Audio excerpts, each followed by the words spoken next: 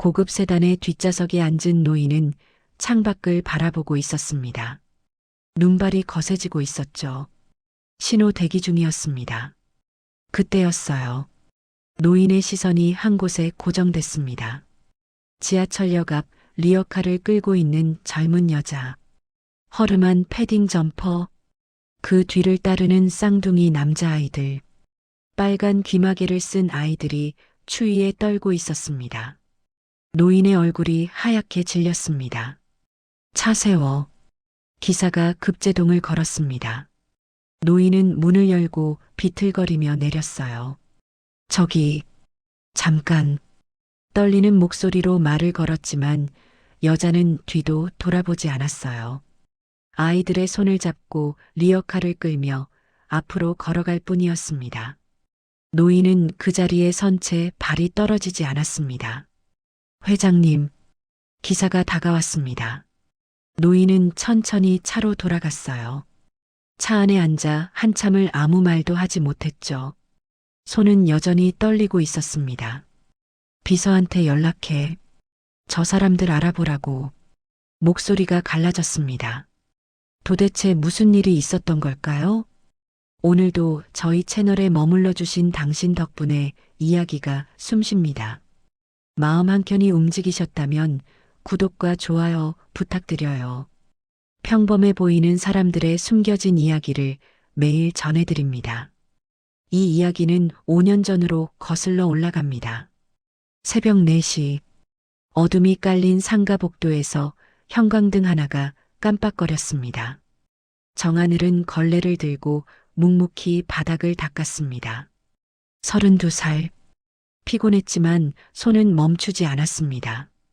청소를 마치고 집에 돌아온 건 8시였어요. 원룸문을 열자 작은 이불 속에 쌍둥이 아들 민서와 민준이 자고 있었습니다. 4살이었어요. 얘들아, 일어나야지. 민준이가 눈을 비비며 일어났습니다. 엄마. 응? 어린이집 가야지. 간단히 아침을 먹이고 옷을 입혔어요. 민준이에게 약을 먹였습니다. 작은 알약 2개. 아이는 인상을 찌푸렸지만 삼켰어요. 9시 어린이집에 아이들을 맡겼습니다. 민준아, 선생님 말씀 잘 듣고 아프면 바로 말하고. 응? 민서야, 동생 잘 챙겨. 알았어, 엄마. 아이들이 교실로 들어갔어요. 하늘은 그 모습을 바라보다 돌아섰습니다. 곧장 지하철역으로 향했어요. 리어카를 끌어 익숙한 자리에 섰습니다. 핸드폰 액세서리, 양말, 장갑을 펼쳐 놓았어요. 양말 1,000원이에요. 목소리는 잘 나오지 않았어요. 추웠습니다. 바람이 불 때마다 몸이 움츠러들었습니다. 점심때가 되자 김밥을 꺼내 먹었어요. 어제 저녁에 남은 거였습니다. 차가웠지만 괜찮았어요.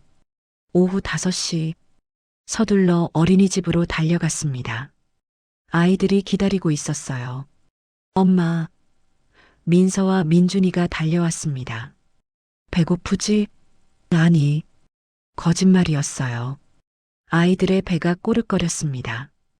편의점에서 셋이서 삼각김밥으로 저녁을 때우고 다시 지하철역으로 가는 길, 이번엔 아이들과 함께였어요. 돗자리를 깔고 쌍둥이를 앉혔습니다. 여기 앉아 있어. 엄마 금방 끝낼게. 응. 쌍둥이는 엄마 옆에 나란히 앉았어요. 빨간 귀마개와 털모자를 쓰고 있었지만 추워 보였습니다. 하지만 어쩔 수 없었습니다. 저녁 시간 퇴근하는 사람들이 지나갔어요. 장갑 필요하세요? 따뜻해요. 몇 명이 멈춰 섰다가 그냥 갔습니다. 한참 지나 양말 한 켤레가 팔렸어요. 1,000원. 8시가 넘어가자 추위가 매서워졌습니다. 엄마, 추워. 민준이가 작게 말했어요. 오늘 번 돈은 5,000원 뿐이었지만 더 이상 아이들을 추위에 둘 순 없었습니다. 물건을 정리하고 리어카를 끌고 아이들 손을 잡고 집으로 향했습니다. 원룸에 도착해 아이들을 씻기고 재웠어요. 10시가 넘어서였습니다. 그제야 노트북을 켰습니다. 데이터 입력일이었어요. 눈이 감겼지만 버텨야 했습니다. 잠든 건 자정이 넘어서였어요. 내일도 새벽 4시에 일어나야 했습니다. 일주일이 지났습니다. 하늘의 일상은 여전히 새벽 청소, 노점상, 아이들 돌보기의 반복이었어요. 몸은 지쳐갔지만 멈출 수 없었습니다. 그날 저녁도 지하철역 앞에서 장사를 하고 있었어요. 민서와 민준이는 돗자리에 앉아 추위를 견디고 있었습니다. 엄마, 배고파? 조금만 기다려. 하나만 더 팔면 편의점 가자. 하지만 손님은 오지 않았어요. 8시가 넘어가자 추위가 심해졌습니다. 민준이가 기침을 했어요. 콜록, 콜록. 얼굴은 창백했습니다. 하늘이 약 봉지를 확인하던 순간 날카로운 외침이 들렸습니다. 불법 노점상, 치우세요. 단속반이 다가오고 있었어요. 하늘은 얼어붙었습니다. 급히 물건을 쓸어 담았어요. 얘들아, 일어나. 직원은 날카롭게 소리쳤습니다. 여기서 장사하면 안 된다고 몇 번을 말해야 합니까? 민준이는 장갑을 줍다 비틀거렸고 하늘은 아이를 붙잡았어요. 사람들의 시선이 꽂혔습니다. 죄송합니다. 하늘은 고개를 숙인 채 아이들 손을 잡고 그 자리를 떠났습니다. 골목에 들어서자 하늘은 벽에 기대숨을 몰아쉬었어요. 엄마, 우리 나쁜 짓 했어? 아니야. 엄마는 그냥 할 수 있는 일이 이거밖에 없어서 그래. 민준이가 물었습니다. 엄마 울어? 아니야. 괜찮아. 하늘은 눈물을 닦으며 억지로 웃었어요. 집에 가자. 세 사람은 덜컹거리는 리어카 소리를 들으며 걸었습니다. 집에 거의 다 왔을 무렵 민준이가 멈춰 섰어요. 엄마, 저기. 고급 세단 한 대가 서 있었습니다. 뒷좌석에서 누군가 그들을 보고 있었어요. 하늘은 그 시선을 느끼며 등골이 서늘해졌습니다. 가자. 아이들의 손을 더 세게 잡고 서둘러 걸었어요. 뒤를 돌아보지 않았습니다. 차는 그대로 서 있었어요. 차 안의 노인은 창밖을 바라보며 복잡한 표정을 짓고 있었습니다. 무언가를 확인한 듯한 그러면서도 믿고 싶지 않은 얼굴이었어요. 기사가 물었습니다. 병원장님, 출발할까요? 잠시 침묵하던 노인이 낮게 답했어요. 그래. 차는 움직이기 시작했습니다. 하지만 그의 시선은 사라져가는 리어카에서 떨어지지 않았습니다. 이 이야기는 5년 전으로 거슬러 올라갑니다. 청운병원 중환자실. 분주한 오후였어요. 혈압 떨어졌습니다. 지금 갈게요. 중환자실 간호사 정하늘이 재빠르게 환자 곁으로 달려갔습니다. 흉부외과 전공의 박민재도 들어왔습니다. 둘은 자연스럽게 호흡을 맞추며 처치했습니다. 1시간 뒤 환자는 안정됐어요. 정 간호사님 덕분이에요. 민재가 웃었고 하늘도 미소를 지었습니다. 그것이 둘의 시작이었어요. 이후 응급 상황마다 함께 뛰었습니다. 점점 가까워졌어요. 어느 날 민재가 조심스럽게 말했습니다. 혹시 커피 한 잔 하실래요? 하늘은 놀랐지만 웃으며 고개를 끄덕였어요. 좋아요. 둘은 자주 만나며 서로를 알아갔습니다. 퇴근 후 커피를 마시고 주말엔 공원을 걸었어요. 왜 간호사가 됐어요? 사람을 살리고 싶었는데 의대는 못 갔어요. 하늘이 수줍게 웃었습니다. 멋있네요. 민재 역시 자신의 이야기를 털어놓았습니다. 아버지가 의사예요. 지금 이 병원 병원장이죠. 그의 말엔 부담감이 묻어 있었어요. 힘들겠어요. 괜찮아요. 익숙해요. 둘은 천천히 걸었습니다. 봄바람이 살랑거렸어요. 그 봄날이 끝나갈 무렵 여느 때처럼 공원을 걷던 민재가 말했습니다. 하늘씨, 좋아합니다. 저랑 사귀어 줄래요? 하늘은 얼굴이 붉어지며 대답했어요. 물론이죠. 그렇게 사랑이 시작됐습니다. 1년 뒤 민재는 말했어요. 우리 결혼하자. 부모님께 말씀드릴게. 하지만 그는 몰랐습니다. 그의 부모가 얼마나 완고한 사람들인지. 다음 날 민재는 저택 거실에서 부모를 마주했어요. 결혼하려고 합니다. 누구랑? 중환자실 간호사 정하늘이요. 간호사? 어머니 오혜진이 날카롭게 끼어들었습니다. 집안은? 아버님은 하늘이 어릴 때 돌아가셨고 세탁소를 하시던 어머님은 성인이 된 후에 돌아가셨습니다. 순간 공기가 싸늘해졌어요. 세탁소? 고아? 오혜진은 목소리를 높였습니다. 우리가 어떤 집안인데? 의사 집안 3대야. 며느리도 최소 의사 집안이어야지. 어머니, 하늘이는 좋은 사람이에요. 좋은 사람? 오혜진이 코웃음을 쳤어요. 세탁소 딸이 우리 며느리가 되겠다고? 어머니, 잠자코 있던 아버지 박진우 병원장이 천천히 일어났습니다. 안 돼. 단호한 목소리였어요. 왜 안 돼요? 민재가 아버지를 바라봤습니다. 우리 집안 체면이 있어. 간호사는 안 돼. 사랑하는 사람과 결혼하는데 체면이 왜 중요해요? 내가 누군데 세탁소 딸 그것도 지금은 고아랑 결혼하겠다는 거야? 오혜진도 목소리를 높였어요. 전 하늘이랑 결혼할 거예요. 민재가 단호히 말하자 박진우가 소리쳤습니다. 그 결혼할 거면 네가 가진 거 다 포기하고 나가. 다시 들어올 생각은 마라. 민재는 대꾸도 하지 않은 채 집을 나왔습니다. 일주일 후 두 사람은 작은 예식장에서 조용히 결혼했습니다. 행복하게 해줄게. 나도 열심히 할게. 짧은 결혼식이었지만 서로를 바라보는 눈엔 확신이 있었어요. 하지만 다음 날 병원에서 악몽이 시작됐습니다. 박민재 선생님, 오늘부로 해고입니다. 인사팀의 말에 민재는 얼어붙었어요. 급히 병원장실로 달려갔습니다. 아버지, 박진우는 서류를 보고 있었어요. 나가. 아버지, 이게 무슨 짓이에요? 그 여자랑 결혼하면 우리 병원엔 못 있어. 나가. 박진우의 목소리는 차갑게 가라앉아 있었습니다. 같은 시각 하늘도 인사팀에 불려갔어요. 정하늘 간호사님, 오늘부로 해고입니다.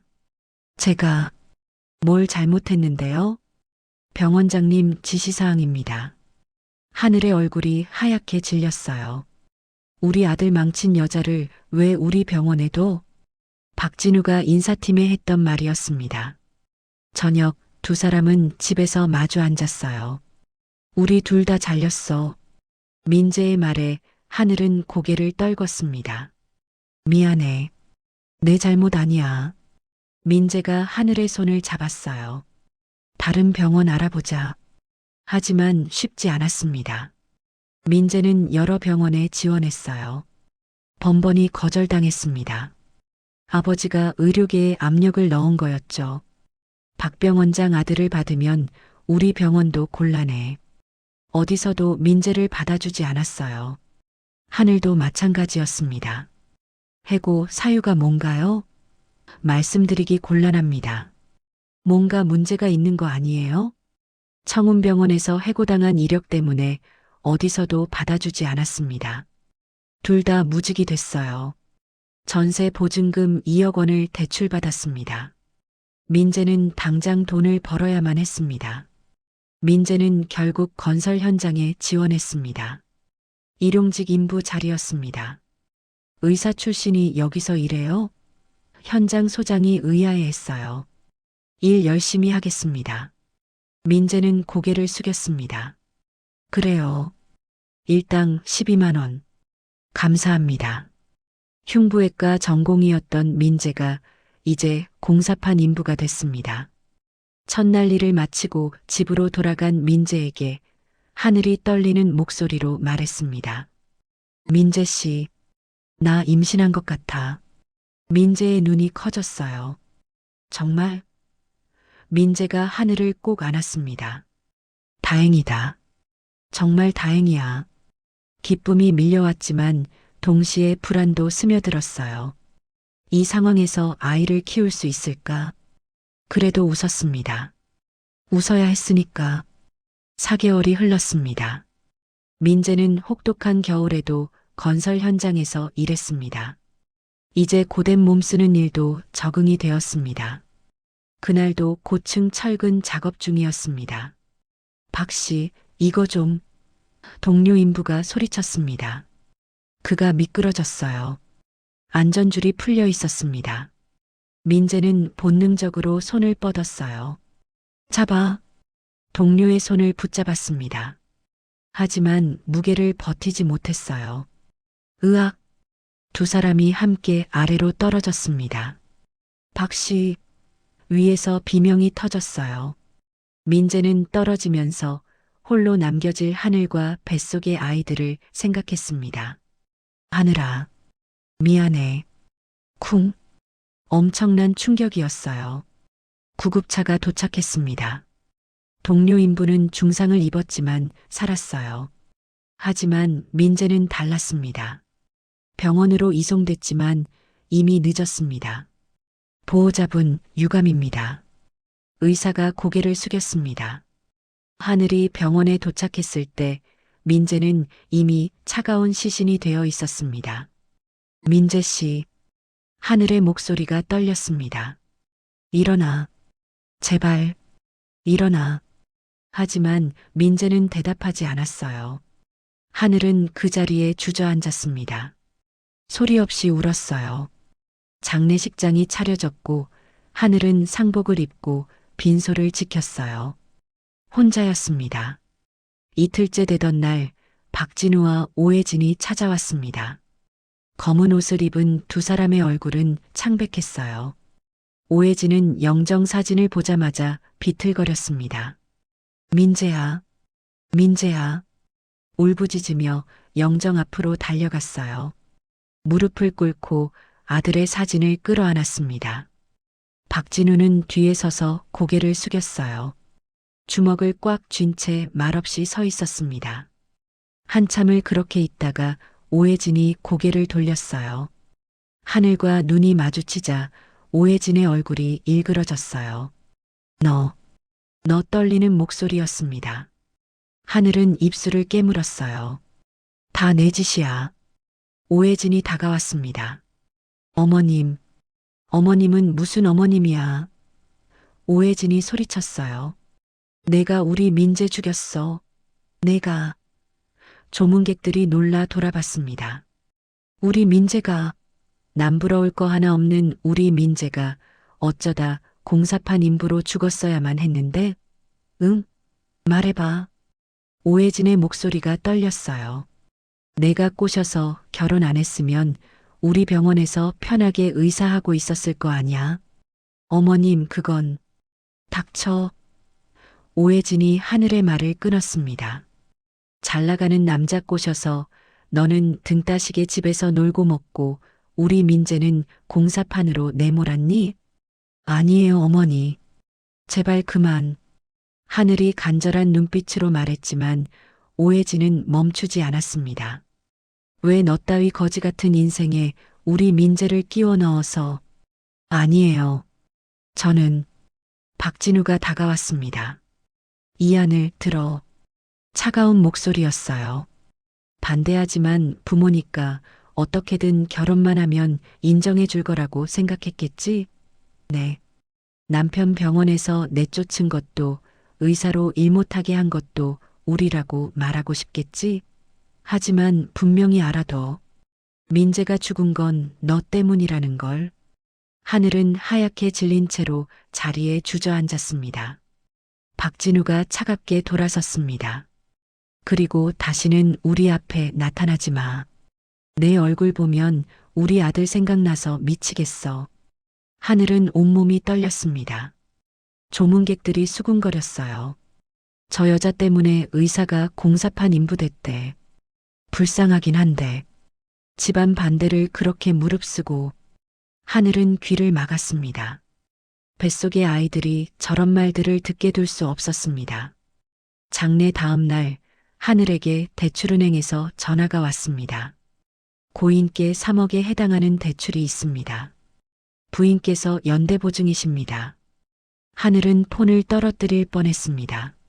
3억? 원이요? 네. 이번 달 이자는? 뒤이어 은행 직원의 말이 계속되었지만 하늘은 이게 무슨 상황인지 멍하기만 했습니다. 얼마 뒤 하늘은 작은 단칸방으로 이사했어요. 임신 5개월. 배는 조금씩 불러오고 있었습니다.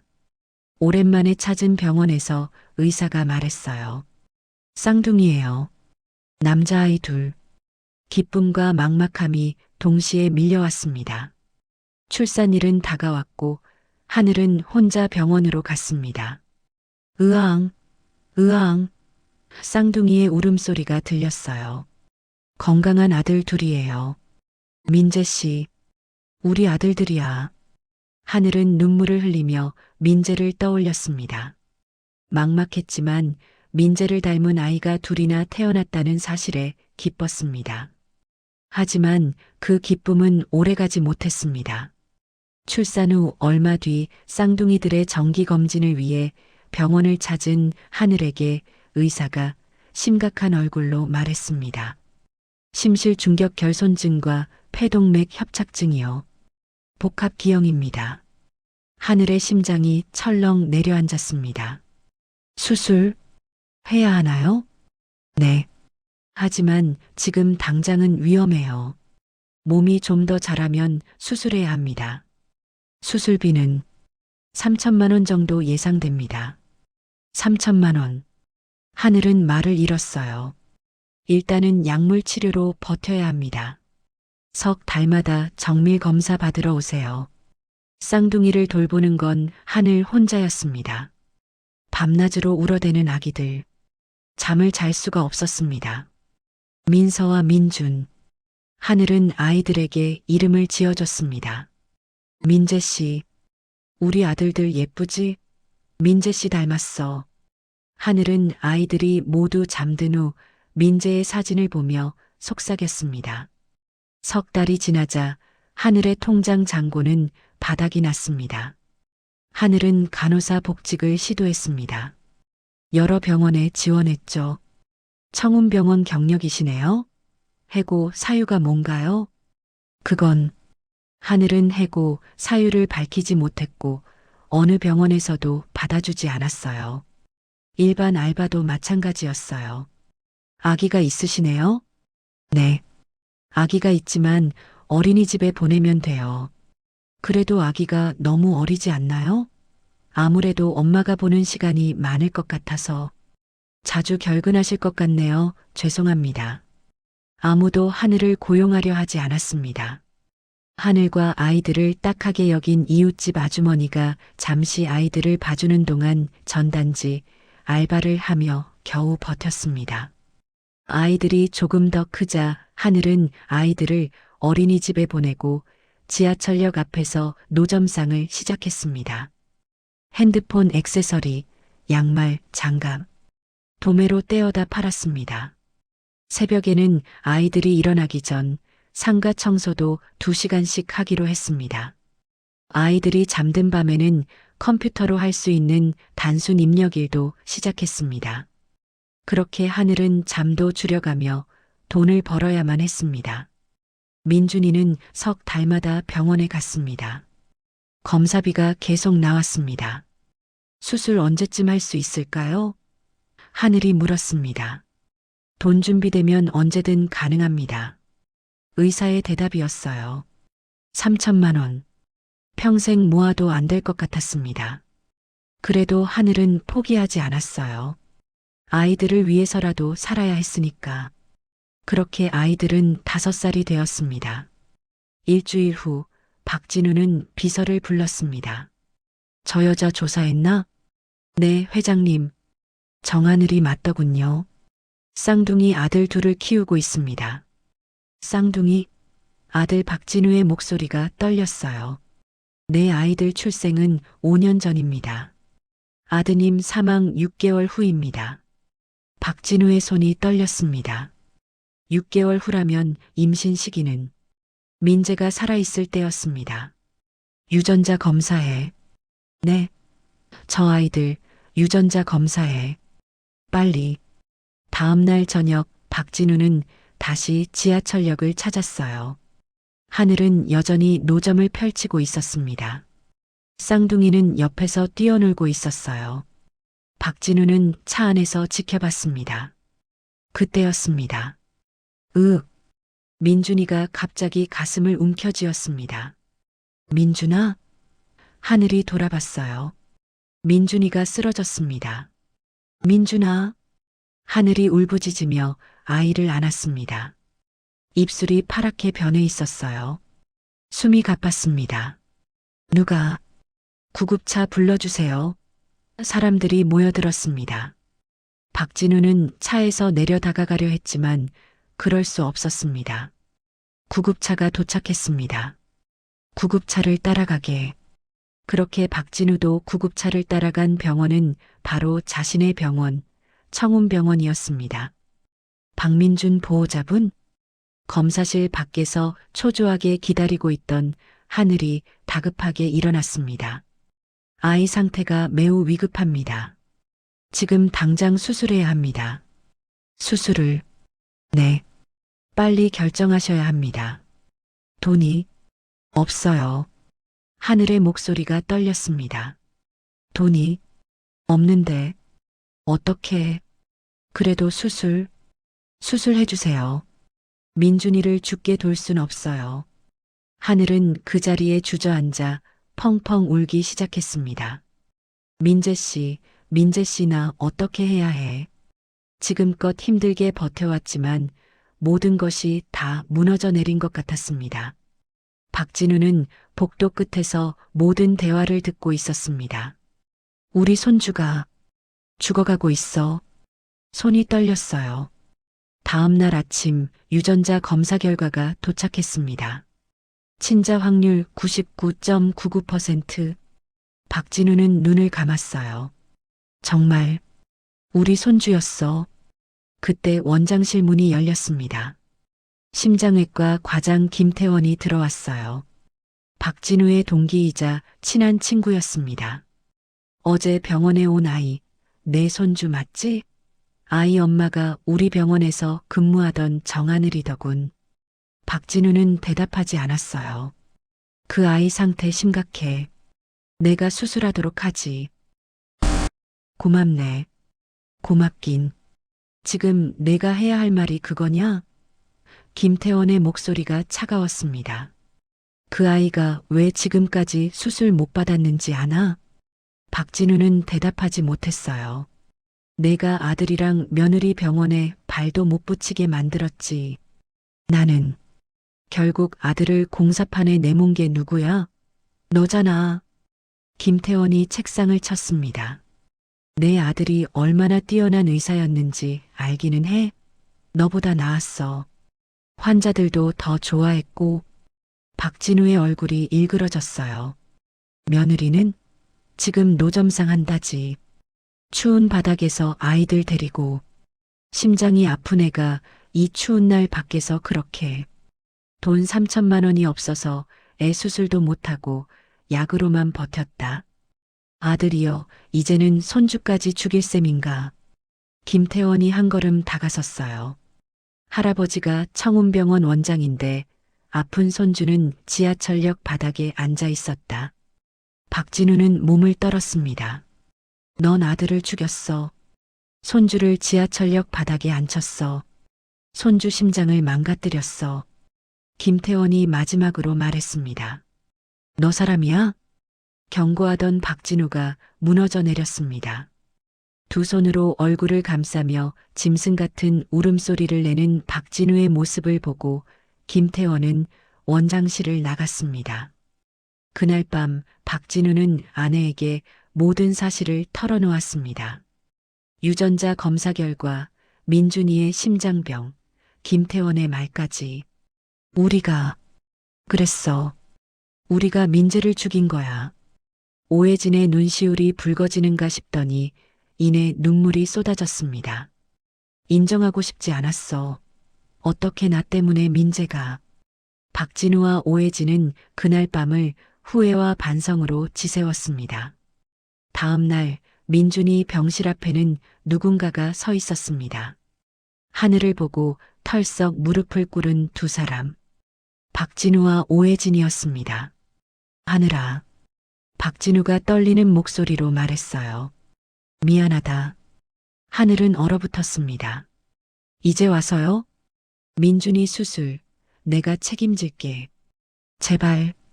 손주들에게 기회를 줘. 박진우의 입에서 나온 민준이의 이름에 하늘의 가슴이 철렁 내려앉았습니다. 장례식장에서 뭐라 하신지 기억하세요? 목소리가 떨렸습니다. 제가 우리 민재 씨 죽였다고 저도 알아요. 저만 아니었으면 민재 씨는 죽지 않았겠죠. 하늘이 처절하게 소리쳤다. 그래서 더 잘해내고 싶었어요.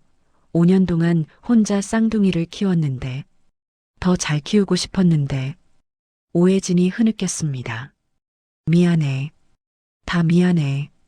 그때 민서가 병실 문을 열고 얼굴을 내밀었습니다. 엄마 뭐해? 눈치를 보던 민서가 박진우를 보고 한마디를 내뱉었습니다. 할아버지? 민서가 작게 물었어요. 박진우는 그대로 무너졌습니다. 민서를 당겨 품에 끌어안았습니다. 그래, 내가 네 할아버지다. 미안하다. 할아버지가 미안하다. 오해진도 민서를 껴안았습니다. 우리 손주들, 미안해. 어리둥절한 민서가 작게 물었습니다. 진짜 우리 할아버지예요? 하늘이 터져나오는 울음을 삼키며 간신히 대답했습니다. 그래, 진짜 민서 할아버지셔. 병원 복도에는 한동안 세 사람의 울음소리가 가득했습니다. 이후 민준이는 청운병원에서 수술을 받았습니다. 김태원이 집도한 아주 긴 시간의 수술이었습니다. 수술실 밖에서 모두가 기다렸어요. 박진우, 오해진, 하늘, 민서. 수술실 문이 열렸습니다. 수술 성공했습니다. 김태원이 웃으며 말했어요. 민준이 잘 견뎠어요. 모두가 울었습니다. 하지만 이번에는 기쁨의 눈물이었죠. 석 달이 지났습니다. 넓은 거실에서 민서와 민준이가 뛰어놀고 있었습니다. 형, 잡아봐. 너 너무 빨라. 박진우는 손주들과 함께 놀았습니다. 할아버지가 잡으러 간다. 둘 다 도망가는 게 좋을걸. 박진우는 민준이 민서와 함께 놀며 어릴 적 자신의 아들을 생각했습니다. 마음 깊은 곳에서 아들에게 진심으로 사과를 전했습니다. 미안하다 민재야. 내가 네 아들만큼은 정말 잘 키우도록 할게. 이렇게 용서를 구한다. 부엌에서는 오해진과 하늘이 함께 요리를 하고 있었습니다. 하늘아, 우리 며느리. 우리 며느리는 요리도 잘하는구나. 어머님이 가르쳐 주신 덕분이에요. 진작 이렇게 됐어야 했는데. 우리가 정말 미안하다. 이제 괜찮아요. 하늘이 활짝 웃으며 말했습니다. 거실 벽에는 민재의 사진이 걸려 있었습니다. 하늘은 조용히 사진 앞에 섰습니다. 민재 씨, 우리 잘 살고 있어. 작게 속삭였습니다. 민재 씨가 지켜주고 있는 거지? 창밖으로 눈이 내리고 있었어요. 하지만 더 이상 춥지 않았습니다. 따뜻함으로 가득한 집, 상처를 딛고 다시 하나가 된 가족이었습니다.